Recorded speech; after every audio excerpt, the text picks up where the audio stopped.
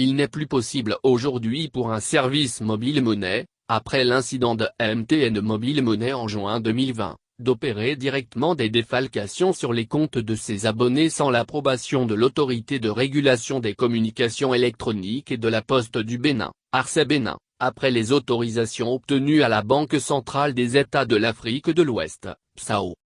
La ministre de l'économie numérique et de la digitalisation, Aurélie Adansoulet-Soumarou, a apporté, jeudi 24 juin dernier, ces éléments de réponse aux députés qui ont interpellé le gouvernement à travers une question orale avec débat relative aux défalcations opérées le 17 juin 2020 par le réseau MTN sur les comptes mobile monnaie de certains abonnés.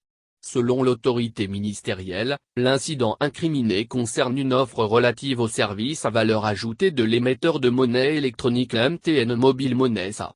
Aurélie Adansoulet-Soumarou explique que l'offre de ce service, même si elle est autorisée par la BCAO, doit être communiquée à l'ARCE par le fournisseur du service à valeur ajoutée, MTN Mobile Money SA dans le cas d'espèce, avant sa mise en œuvre sur le réseau.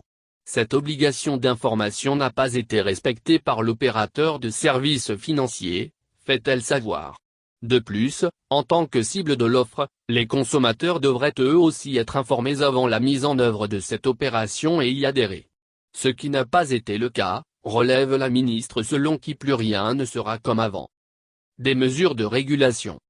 En effet, en raison des dysfonctionnements relevés, le gouvernement a recommandé la prise des mesures de régulation nécessaires à la mise en œuvre des services à valeur ajoutée des émetteurs de monnaie électronique sur les réseaux mobiles pour une meilleure protection des populations.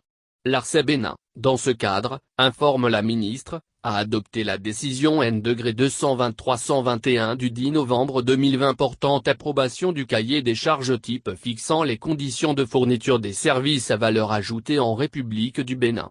À travers cette décision, les émetteurs de monnaie électronique doivent désormais déclarer leurs services auprès du régulateur et deviennent de ce fait des opérateurs de communication électronique devant soumettre ou informer l'ARCE Bénin de leurs offres avant commercialisation. Les opérateurs de services financiers MTN Mobile Money et Move Money, ajoute Aurélie Adansoulet-Soumarou, ont déjà fait la déclaration exigée et signé le cahier des charges.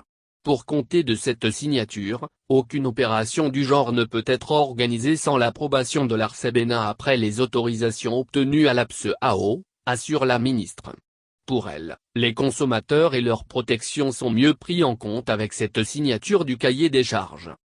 Aurélie Adansoulet-Soumarou insiste que l'action entreprise par MTN Mobile Money Bénin est une promotion du service de création de comptes relevant de la régulation de la BCAO.